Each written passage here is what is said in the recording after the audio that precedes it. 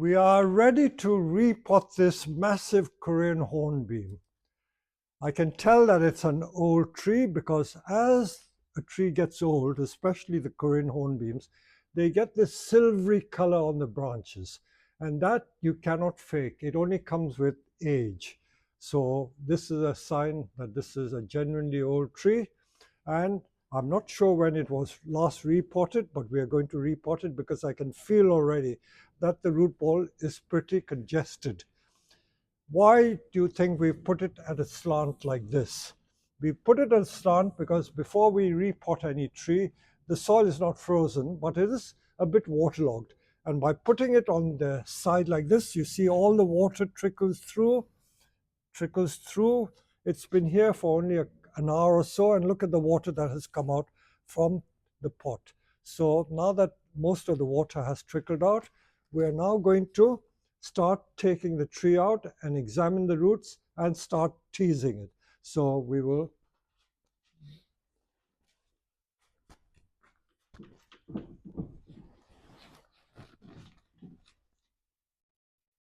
So you notice the sickle tool. Can we see that sickle tool, Joe? This is a tool which we used to get from Japan. I think the Chinese tool makers also do it. It's simply a sickle, but specially adapted for bonsai use. So it's not for cutting grass, but for putting into the side of the pot. And especially with incurve pots, you will find it very easy to get the root ball out of the pot. Trees that have been growing in a bonsai pot for a long time are difficult to get out, but this tool helps you get it out more easily. So we are already beginning to cut some of the roots which are congested towards the edge of the pot. So we patiently do that all the way around.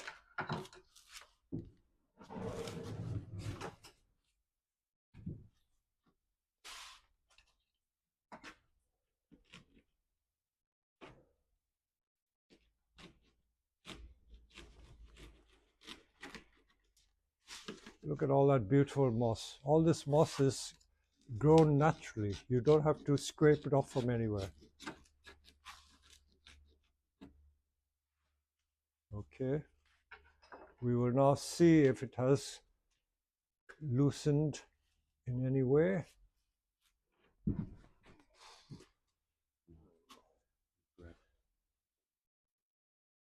So we managed to cut about a 1/4 inch from the edge, and by doing that we were at last able, see, that's what we cut off. Can you see a slice like that? And that freed the root ball from the pot. And for some reason, I don't know why, the roots always tend to go to the extremities of the pot. Yeah. Always seek the extremities of the pot. So that's where all the roots are there. And if you feel it, it's almost like a solid wicker basket filled with roots. If you just tease gently with a hook, you will just see what we mean. Yeah, just prise slowly. You will see that it is just layers and layers of root there. Do it gradually, you can see the different layers.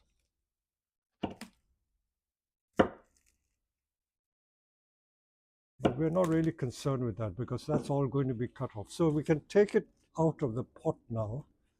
We'll lift the thing out of the pot and we can start our repotting. Big trees like this usually are easier handled by 2 people. Okay.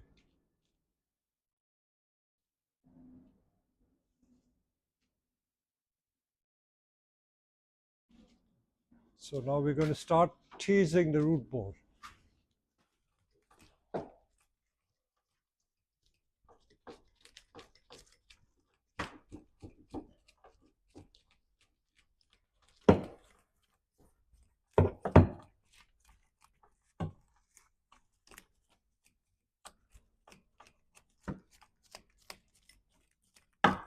If we look closely at the soil, it seems to be like Akadama 3 to 5 mil size and some organic.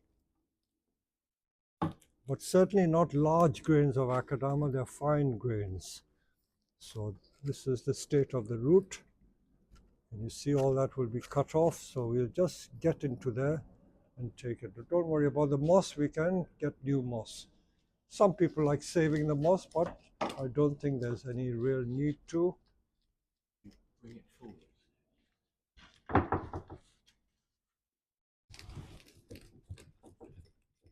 Let me show you how congested it is. Look at all that root. Look at all that root. So you can see the traces of akadama in there. Very fine akadama used, and some organic. So that's a typical congested root ball. You notice that we propped it on one of these cascade or semi-cascade mica pots. That's my favorite device for repotting. It raises the root ball so you can get at it more easily without having to tilt the tree.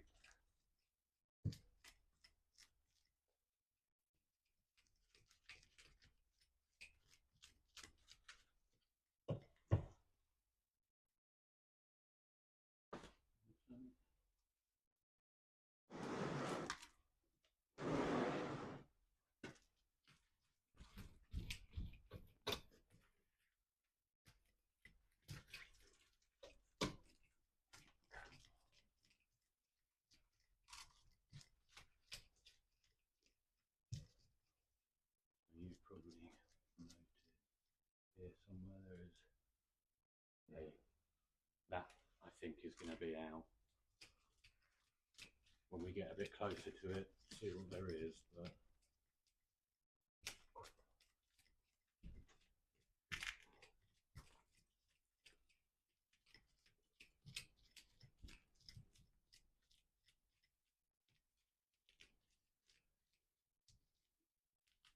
There are many, many ways of teasing the roots.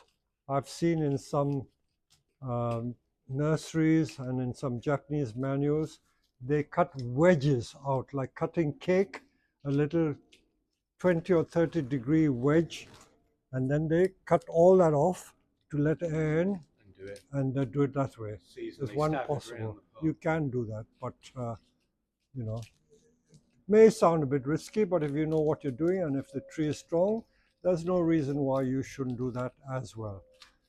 As I always say, there is no right and a wrong way. Everyone has their own preferred ways of doing it. It's only by experimenting and trying and adapting it to your local conditions that you will learn and gain experience. What works for one person in one situation in one country is not the same that you would get in another country. I'm sure these bonsai practitioners in other countries like Taiwan, Vietnam, they may laugh at what we are doing, but it works for us. So that is what matters.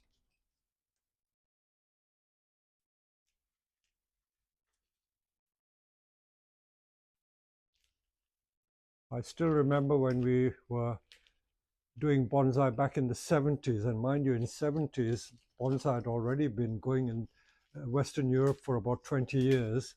Ordinary gardeners, especially on television programs, they used to be horrified. They used to slate us. They used to say, if you do this to a tree, you'll kill the tree. They were absolutely astounded when we told them it is a regular practice, the trees don't die. But they really thought the trees would die. And now when people are planting trees in the ground, when they get it out of a round flower pot, they loosen the roots like this so the roots can spread more easily into the ground. So I think we have taught them a thing or two.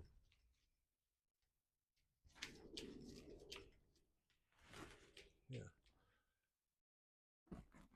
So what we've got so far, we've got to this stage, and these are all really, really solid roots.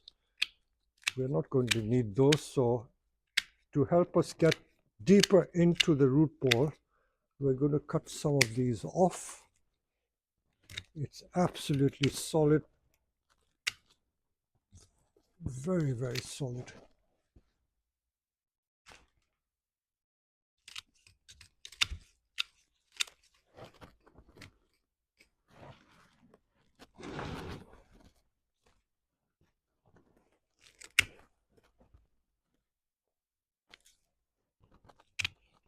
And if it's too hard to cut with the secateurs, again, I would use one of my old saws. Many people ask me why I don't use a saw. I use only the old saws because if you use a saw blade against soil, you blunt the blade. Now this one we keep only for cutting the roots. So things like that you can do. I don't want to cut my finger off. You can feel it is atrophied and old. For those who don't know, the word atrophied means, I think, is stiff. It's a medical term, I think.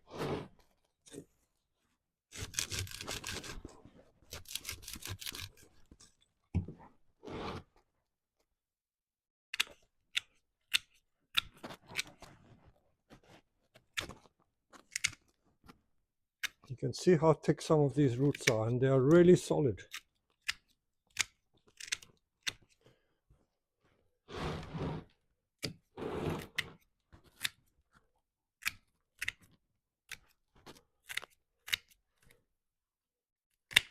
I think we can go slightly deeper, maybe up to here, loosen it, and then we look underneath, and that should be enough done.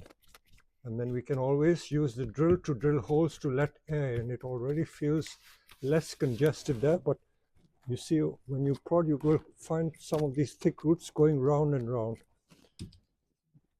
Roots that go round and round, we call them girdling root because they go round and round and strangle the tree. So it happens even with a bonsai pot, and then we've got to look underneath as well. So that's the next stage we've done, okay? You notice now Joe is using a brush, and he's been brushing that old moss off because underneath all that moss, you can see that beautiful root base there, and it's all hidden by the moss. So if you brush some more, you will see that beautiful, beautiful Nibari showing. So this is something you need to do. So don't let too much moss go around your trunk. You see, all that beauty is hidden. It's okay to have it outside the Nibari, but inside the Nibari, no.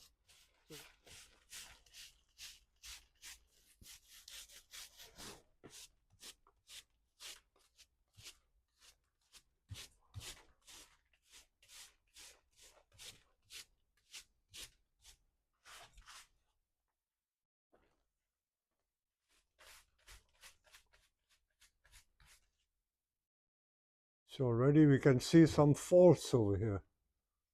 This crossing root there.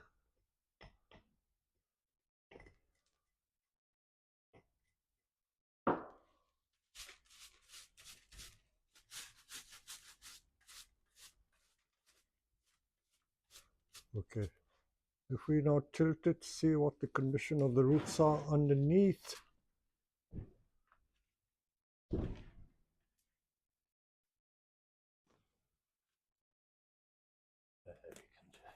Yeah, very congested. So we just remove about ½ inch from underneath. If one of you hold it like that while the other person tilts.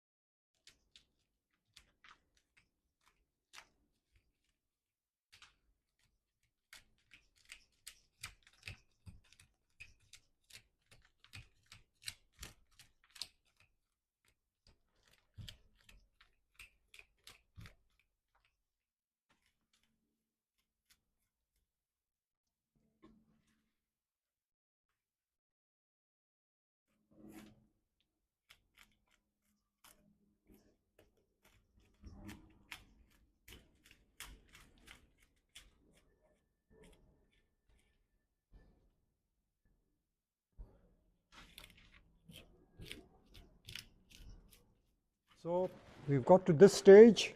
and all these roots can be cut off. I remember when I first started getting into bonsai and cutting the roots, you are understandably scared. So I can imagine people who are fairly new to bonsai, I'm sure you will have the same feeling and trepidation that, oh, if you cut the roots, won't it kill the tree? But no, trees are more resilient. I think the analogy is like cutting your toenails or cutting hair, it grows again. And in fact, it makes it grow even stronger because you're giving the tree a chance to produce new roots. Air is getting inside, fresh soil is being put, and the tree will flourish after doing this. So all that's come off, and on this side you see how congested all this is. These roots are all 1/8 of an inch, 1/4 inch thick, and the fine roots of course tag onto the thicker roots. So all that is coming off. So that's the sort of amount you would take off. So if I can remind you, you can even use these tools, so many types of tools. I'm still very fond of this tool, it's so effective. It's been used by growers all over the world for donkey's years. Sometimes you got to break into the basket of roots because the roots have gone round and round. It's like cutting a wedge out, and then we can get into that mass. Look at that thick mass there. Now, the inside is quite open. It's only the external perimeter is where all these congested roots are. Look at that thick root. See, all that can come off. It's just running across horizontally. Reminds me of these underground cables. So that's the amount you would take off. We'll check on the other side as well. See, the more you prod, the more you'll find. Look at that one. I'll just show you what this one is. See, look at that root. That doesn't need to be there. It can come off. Okay, then we'll turn it around and then we'll do it again. That's fine. So let me remind you how the tree started off life like. This was the front that the grower had put it in. It's quite a credible front because it's fairly open and there's a leader that leans towards you and quite a few back branches to give you the depth and perspective. As I pointed out earlier, the branches are tending to spring up, but we've got to correct it by maybe doing a bit of wiring to flatten the pads. Okay, so this was considered the front initially. But when I was looking at the tree, I found that this might be a more credible front over here. The apex can still lean, but if we put it something like this, with the two branches this side, this is not really needed. This, I think, was a mistake. I don't know why they let this grow. So I'm going to take this off. I could have air layered it, but there's a limit to how much I can keep air layering. So I got rid of that one. That was going out like that. So this is going to be our preferred front. It's much better this way. So we're going to train the tree with this as the front. I don't know why that has been springing that way. Don't need that. So this is going to be our front. There is one root defect here that's going that way. We should really get that root out. If you come close and have a look, see the radial root structure, that's going the wrong way. So that should come out. With a branch cutter, we can cut that, maybe even cut that top one. So let me just show you what I mean. Repotting time is a good time to correct the roots.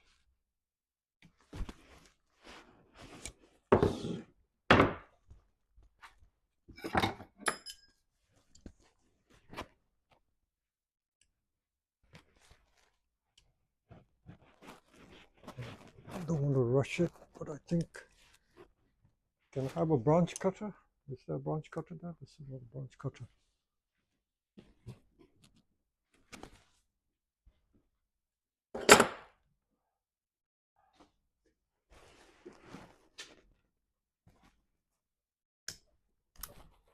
You see that root there was spoiling it. I've got that out.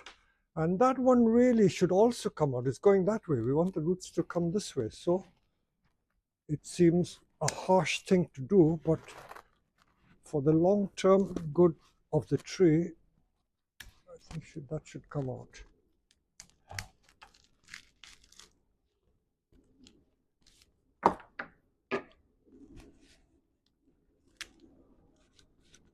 Sometimes when the roots are buried under the moss, they go rampant and you don't see the defects that are being developed. So we got rid of that crossing root. So these roots are more radial now. So this is going to be our front. Can deal with these. As I said, we've got a little bit of wiring to do. So this is going to be our preferred front now. And the angle is quite okay, don't you think? Yeah. The angle, we don't have to tilt or anything, so it can go in the pot. So we've got to manage the root ball this way. If that pot is not appropriate, we may need to find another pot, but it's going to be square on this way. Repotting is almost finished. If you can just pot with the chopsticks, just filling the crevices with the chopstick takes a lot of time, but it's quite amazing. The more you prod with the chopstick, the more space you manage to find. Look at the depression going on there. So if you don't use the chopstick, you don't get that effective filling of the space. So the chopstick is a very, very important part of the repotting process. So don't overlook that.